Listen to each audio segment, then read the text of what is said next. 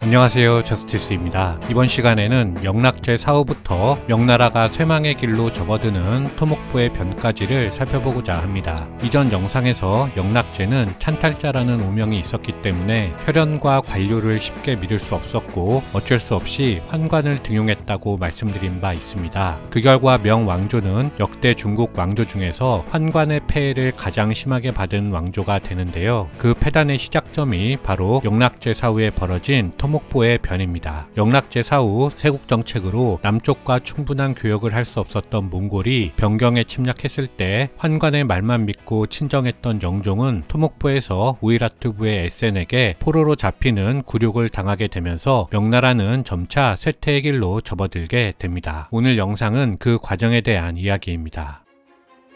영락제가 사망하고 황태자 고치가 제4대 인종 홍의제로 즉위하였습니다. 인종은 즉위조서에서 선왕제들의 뛰어난 공적을 수성한다 라고 적었습니다. 이 말의 뜻은 명나라는 이제 창업의 시대를 끝내고 정치체제에 있어서 통상적인 한족 국가로 변환한다는 의미였습니다. 하지만 야심차게 출발했던 인종은 몸이 약하여 즉위 8개월 만에 사망하였고 장자 첨기가 제5대 선종 선덕제로 즉위하였습니다. 선종 즉위 후에는 제2의 정난의 변이 일어났는데 바로 한왕의 반란이었습니다. 한왕 주고우는 인종의 친동생으로 선종에게는 숙부였습니다. 그는 선종이 즉위하자 다음 해인 1426년에 산동에서 반기를 들었는데 겉문제와는 달리 선종은 군사에 능숙해서 친히 출정하여 한 달 만에 반란군을 제압하였습니다. 한왕의 반란이 제압되었다는 것은 제왕 문제가 해결되었다는 것을 의미했습니다. 태조가 유력한 신하들을 모조리 살해한 후 발생한 일련의 권력 다툼에서 황실이 최종 승리함으로써 이제 명나라 황제의 권위는 안정될 수 있게 되었습니다.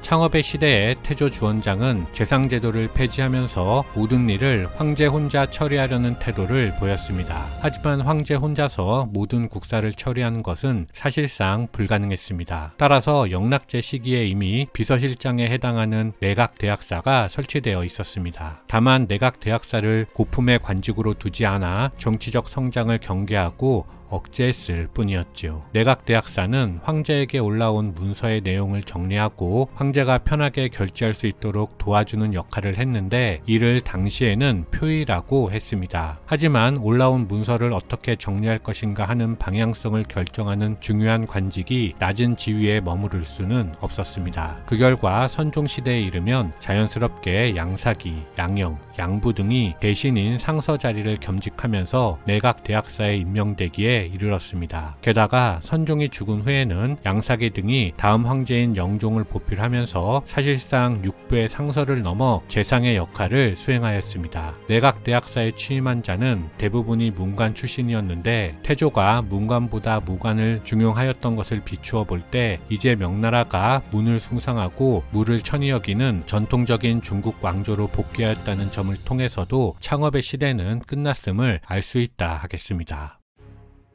황관은 황실에 꼭 필요한 존재였지만 이전 왕조에서도 그 폐해가 컸기 때문에 태조는 이들을 강하게 단속했습니다. 하지만 지난 영락제 편에서 말씀드린 바와 같이 영락제가 황관을 등용함에 따라 이들은 결국 다시 정치의 무대에 등장하게 되었습니다. 특히 선종 이후에 황관이 서기관으로 등용되기 시작하더니 점차 내각대학사가 표의를 붙여 황제에게 보낸 문서를 사례감이라 불린 황관기관에서 처리하는 사례가 늘어났습니다.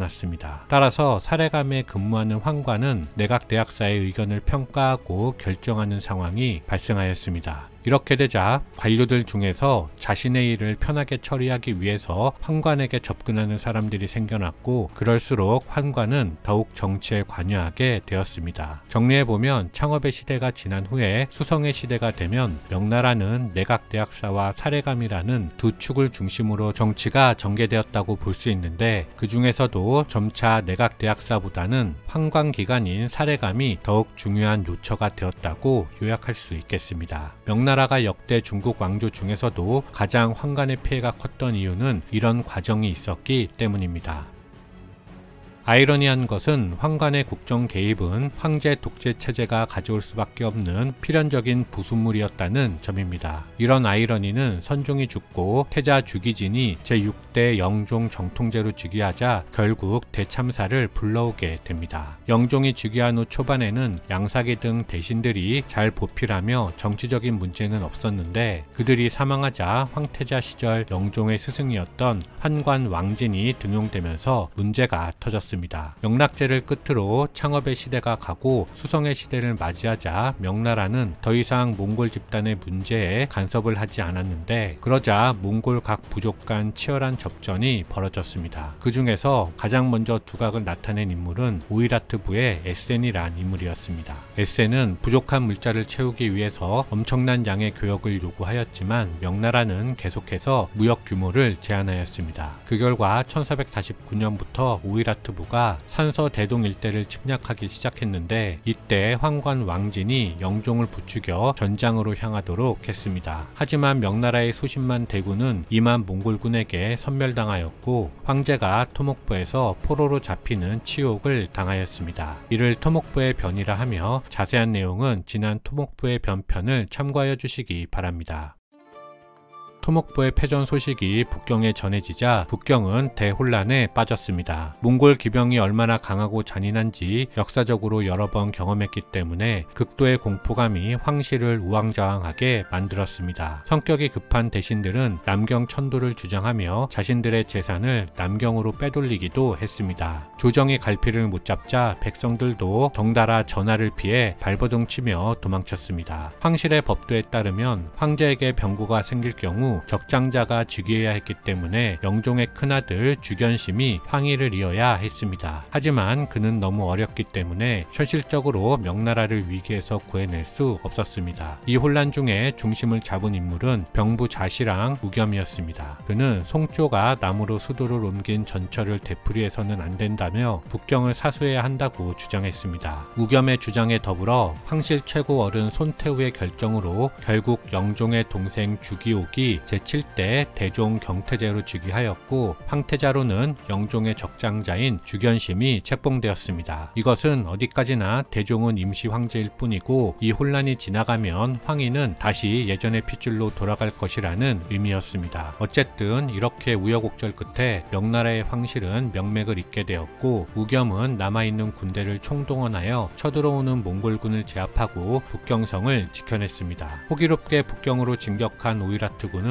의외로 단호한 대처에 쉽게 성을 함락하지 못했습니다. 아울러 명나라의 새롭게 황제가 즉위해서 포로 영종을 전략적으로 이용할 수도 없었습니다. 그 결과 영종은 1년 만에 포로 생활을 마치고 북경으로 돌아올 수 있게 되었습니다. 대종은 우겸을 신뢰하여 그를 병부상서로 승진시키고 국정에 대한 정권을 맡겼습니다. 우겸의 노력으로 최대 위기를 넘겼지만 영종은 언제든지 과거 자신을 따르던 세력을 규합하여 쿠데타를 일으킬 가능성이 있었습니다. 게다가 아직 영종의 적장자가 황태자였기 때문에 대종은 불완전한 황제였습니다. 따라서 영종은 귀환한 후 남궁에서 7년 동안 사실상 구금 상태로 지낼 수밖에 없었습니다. 그 사이 대종은 황태자 주견심을 폐위시키고 4살에 불과한 자신의 아들 주견제를 태자로 책봉하였습니다. 하지만 뚜렷한 명분 없이 권력에 의한 황태자 교체는 내부적으로 조정의 여론을 불리하게 만들었습니다. 아울러 주견제마저 책봉 1년 만에 요절해서 대종은 더 이상 황위를 이을 태자가 없었습니다. 이어서 1457년 갑자기 대종이 병에 걸려 국정을 돌보지 못하자 대신들은 크게 동요하기 시작했습니다. 만약 대종이 사망하면 황태자가 없는 상황에서 누가 황제로 등극하느냐에 따라 부귀영화 또는 멸문지화를 당할 수 있기 때문이었습니다. 그중 무청우 석형, 도독장일, 좌부도어사 서유정 등 대신들은 남궁에 유폐된 태상왕 영종을 복위시키기로 결심했습니다. 그가 복위하는 것이 명분과 의리에 가장 부합하다고 생각했기 때문이었습니다. 그렇게 1457년 1월 17일 석형 등이 병사 1천여 명을 이끌고 남궁의 대문을 부수고 들어가 영종에게 황위 복원을 간청한 후 자금성을 장악하는 데 성공하면서 쿠데타가 완성되었습니다. 석형 등이 남궁의 대문을 부수고 들어갔다 하여 이를 탈문지변 또는 남궁복벽이라 합니다. 쿠데타를 추진한 대신들은 곧장 연호를 천손으로 바꾸고 영종의 아들 주견심을 태자로 복위시켰습니다. 아울러 곧장 우겸을 체포하여 그를 참수하였습니다. 하지만 우겸이 처형되었다는 소식이 전해지자 다시 몽골군이 명나라의 변방을 유린하기 시작했고 영종은 훗날 우겸의 죽음을 애석하게 여기며 이렇게 말했다고 합니다. 만약 우겸이 아직 살아있다면 적들이 저렇게 날뛰도록 내버려 두지 않았을 것이다.